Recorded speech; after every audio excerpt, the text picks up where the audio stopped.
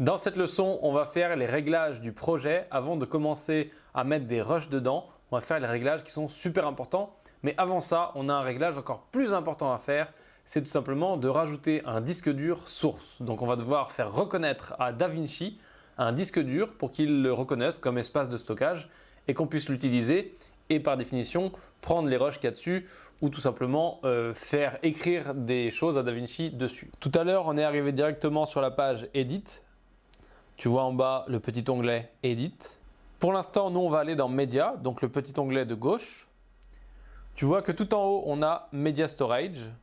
Donc si on clique, ça le ferme. Et donc ici, tu vois qu'on a un disque dur qui est utilisé à 94% et qui est le disque dur E. On peut l'ouvrir, on peut explorer ce disque. Petit aparté, tu te souviens de la leçon du début, ce disque dur est beaucoup trop plein, je ne devrais pas l'utiliser comme ça. Le maximum, c'est entre 70 et 80%. Au-delà de 70, tu commences à être dans le rouge déjà, c'est pas bien. Alors tu peux voir que ici, on a un autre problème, puisque moi j'ai un disque dur qui est branché, qui s'appelle Tor, mais il n'apparaît pas. Il n'est pas dans la liste des disques dans Media Storage. Pour régler ce problème de disque qui n'apparaît pas, donc qui n'est pas reconnu par DaVinci, il faut qu'on aille faire un petit réglage, et donc du coup c'est parti, on va faire ce réglage. Pour faire ce réglage, on va dans DaVinci Resolve tout en haut, Préférences. Il nous ouvre une fenêtre avec plein de réglages, dont la case Media Storage. Le premier truc qu'on va faire, c'est qu'on va cocher la case tout en bas et faire Save. Et là, tu peux voir que tous les autres disques durs qui sont branchés à mon ordinateur ou connectés à mon ordinateur viennent d'apparaître dans le Media Storage. Cette petite case à cocher, c'est assez pratique parce que ça te permet d'avoir, une fois que tu as coché cette case, d'avoir tous tes disques durs que tu as dans ton ordinateur, donc le disque système, les disques durs à l'intérieur, les disques durs connectés en USB, bref, etc., etc., qui sont reconnus par DaVinci et qui sont utilisables directement dans DaVinci. Maintenant, ce n'est pas la meilleure solution parce que ça te met aussi beaucoup de disques durs, dont le disque système, dont tu n'as pas besoin à cet endroit-là. Nous, on va retourner dans Préférences. La petite case, tu la coches ou tu la décoches, c'est toi qui vois. Ensuite, on a le disque E. Tu as vu qu'il était tout en haut en premier. Moi, ce que je veux, c'est ajouter un disque dur. Donc, j'appuie sur Add. Moi, je veux ajouter le disque dur Tor. Je le sélectionne. On voit qu'il a bien rajouté le disque H. Moi, ce que je veux maintenant, c'est retirer le disque E. Donc, je le sélectionne et je fais Remove. Et donc, moi, dans notre cas, je veux utiliser que le disque dur H. Donc, je décoche la case. Ensuite, on fait Save. Là, il me dit que mes préférences ont bien été validées. Et donc là, j'ai bien mon disque dur qui s'appelle Tor, le disque dur H et qui est utilisé à 72%. Maintenant que DaVinci reconnaît notre disque dur, ce qu'on va faire, c'est qu'on va tout simplement faire les réglages de projet puisque tout est prêt du côté du disque dur. Il le reconnaît, on peut prendre nos rushs dedans, etc., etc. Donc maintenant, on n'a plus qu'à faire nos réglages de projet. C'est parti. On clique sur la petite roue crantée en bas à droite et donc là, on arrive dans la fenêtre Project Settings. Le premier onglet, c'est les presets. Donc ça, c'est très pratique puisque une fois que tu auras fait des réglages de partout, donc ici, ici, ici, ici ou ici, eh ben, tu pourras tout simplement réactiver à chaque fois ce preset-là pour remettre en place tous tes réglages. On va cliquer sur Master Settings et là, on va commencer à faire des réglages. Donc en premier, on va régler la timeline. Nous, on sait que notre timeline, elle va être en UHD. Donc on sélectionne dans le pré-réglage Ultra HD. À ce moment-là, si tu ne sais pas en quelle taille vont être tes rushs, ou du moins en quelle taille ton montage final doit être, donc si c'est de l'UHD, si c'est du 1080p, etc., il faut que tu cherches le nombre de rushs que tu as le plus s'ils sont en UHD et donc que tu veux faire un projet final qui est en Ultra HD, et bien tout simplement tu vas devoir faire le réglage comme ça. Ce réglage-là, il n'a pas énormément d'incidence, tu pourras le ranger, le re-régler plus tard. Mais là, l'idéal, c'est de régler au mieux avec les rushs que tu as. Ensuite, en dessous, tu as le Pixel Aspect Ratio. Donc là, tu vas rester en square, sauf si tu as tourné avec des images qui sont anamorphosées. Et donc à ce moment-là, tu vas passer en CinemaScope. Nous, c'est du square, donc on revient en square. Le réglage suivant, c'est Timeline Framerate. Donc normalement, je devrais être à 25 images par seconde sur quasiment toutes mes rushs que je vais avoir. On va tout simplement le mettre à 25. Même chose en dessous. On se met à 25 et même chose dans le vidéo monitoring, on se met à 25. Petite note importante sur les framerates. C'est très important de faire ton réglage de framerate maintenant et de ne pas le changer.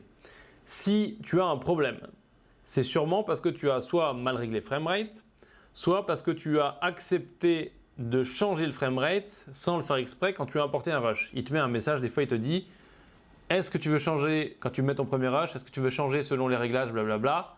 Là, tu dois toujours réfléchir et dire mes rushs sont en quel framerate, en quelle cadence d'image, et ensuite te dire ok, est-ce que mon framerate dans DaVinci correspond?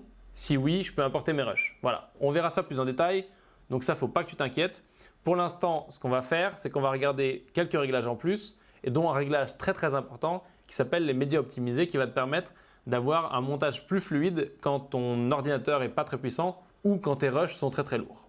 Donc là, on scrolle un petit peu, tu vois les médias optimisés, ils sont ici.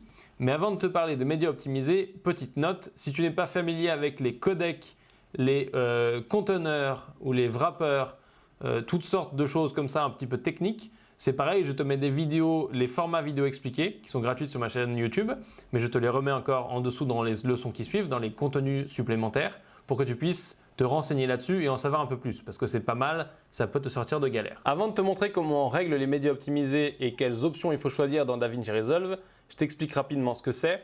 C'est dans DaVinci Resolve une manière de faire ce qu'on appelle des proxys plus facilement. Donc c'est-à-dire que au lieu de compresser tes rushs pour pouvoir monter rapidement et monter facilement, tu vas tout simplement faire ça avec l'outil de DaVinci qui est les médias optimisés et tu pourras à n'importe quel moment pendant ton montage permuter entre la version haute qualité de tes rushs ou du moins la version originale et la version proxy, donc la version un peu dégradée qui te permet de monter plus simplement parce qu'elle est optimisée, donc médias optimisés, tu comprends le nom. Et donc en faisant ça, en utilisant les médias optimisés, ça te permet comme les proxys sur Premiere ou les proxys sur Avid aussi, ça te permet de monter de façon plus fluide, d'avoir moins de ralentissement, de faire des rendus d'effets plus facilement. Voilà, tu optimises vraiment tout comme ça, mais ça te permet aussi de switcher à n'importe quel moment et donc pour ton export dans le média d'origine, donc le média de meilleure qualité. Voilà, très rapidement pour les médias optimisés, on va faire un petit module spécial médias optimisés où je t'expliquerai plus les choses. Quoi qu'il en soit, il est hyper important que tu vois les vidéos sur les codecs et les conteneurs, ça c'est très très important pour comprendre la technique et la théorie surtout. Et donc nous, tout de suite, on va faire le réglage dans DaVinci des deux petites options à choisir pour les médias optimisés. Donc pour commencer, on a la résolution. Donc on va admettre que nos rushs sont en 1920 par 1080. Si on choisit original, ils seront tout simplement à la même taille. Si on choisit ALF, ils seront divisés par 2. Après, on a d'autres réglages. Donc là, il faut savoir à quel point on veut dégrader nos rushs. Le mieux, c'est de rester soit en original, soit en half ou en quarter, mais pas aller plus loin. Donc le mieux, c'est de mettre automatique. Le réglage suivant, c'est le format, qu'on pourrait très bien appeler codec aussi, mais bon, là, ils ont décidé de l'appeler format. Dans notre cas, on est en non compressé 10 bits. C'est extrêmement lourd, c'est-à-dire que ton image est plus compressée. Tu n'as plus de perte d'informations, c'est plus compressé du tout. Donc c'est extrêmement lourd. 10 bits, c'est pareil, c'est un codage de couleurs qui est très très lourd, puisqu'il y a plus d'informations que dans le 8 bits. Là, on ne va pas choisir ça du tout parce que ça va faire l'effet inverse. Ça va alourdir les choses et ça va ralentir notre machine, notre processus. Ce n'est pas ce qu'on veut. Donc on va choisir un autre codec plus adapté. On va ouvrir et on va sélectionner l'un des codecs qui nous est proposé, le mieux étant le DNX HR LB. On pourrait aussi choisir le DNX HR SQ, mais nous on va choisir le LB puisque c'est le plus bas, le moins lourd et le plus optimisé. Et ensuite, juste en dessous, on fait la même chose. Petit point d'information, deux informations importantes. Si tu n'as pas les codecs, si la liste que tu as toi n'est pas la même, c'est pas dramatique. Si tu n'as pas le DNX, tu pourrais très bien avoir l'Apple ProRes par exemple. Sur Mac, c'est possible. Et donc, si tu as l'Apple ProRes, tu peux choisir un Apple ProRes Proxy ou un Apple ProRes LT. C'est pareil, c'est très très léger. Je te mets des ressources sur les codecs en téléchargement dans cette leçon. Et je te mets aussi un lien vers un livre qui est un très très bon livre sur la technique vidéo, qui est un livre très très épais, où tu pourras apprendre vraiment tout sur la technique vidéo, les codecs, etc., etc., etc. Très très important. Si maintenant on passe au réglage suivant, donc le Working Folders, on va trouver donc le cache et la galerie des styles. Ces deux petits types de fichiers, c'est des fichiers qui sont générés par DaVinci pour que c'est ces fichiers de travail.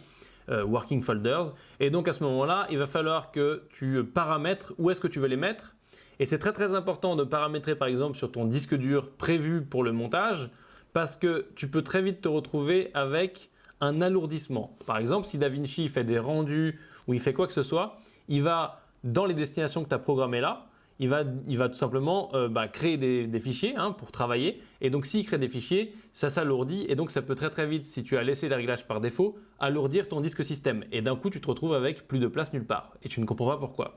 Donc, il faut absolument faire ce petit réglage et choisir une destination sur laquelle tu as de la place. Donc nous, on va faire le réglage, on clique sur Browse.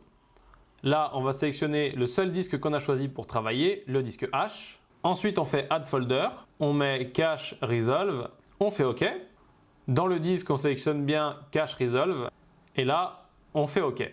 Donc là, c'est bon, il nous a bien mis ça au bon endroit, tout a été pris en compte, on n'a plus qu'à faire le suivant. Tout est déjà sélectionné, on n'a plus qu'à faire OK.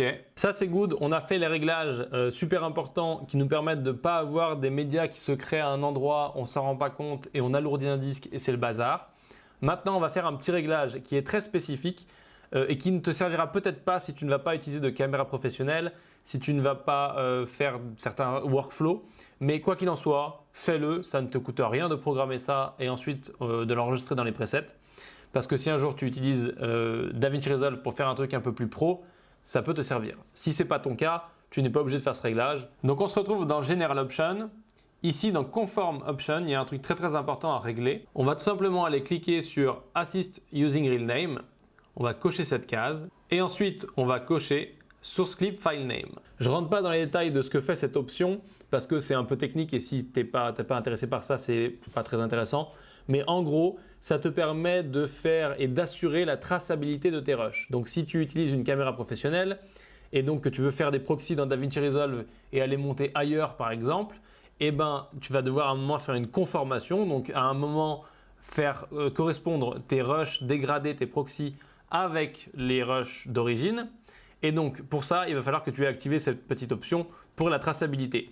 Mais si tu montes que dans DaVinci et que tu utilises que les médias optimisés, ne t'inquiète pas, ne t'inquiète vraiment pas, tu n'as pas besoin d'utiliser ça. Ça, c'est que pour les caméras professionnelles et les workflows un peu compliqués. Après avoir fait tous ces réglages, tu as tout simplement préparé ton projet et donc tu peux passer à la leçon suivante et à l'étape suivante dans cette logique de construction qui est de simplement importer tes rushs. Et donc du coup, dans la leçon suivante, c'est ce qu'on va voir, comment faire des imports.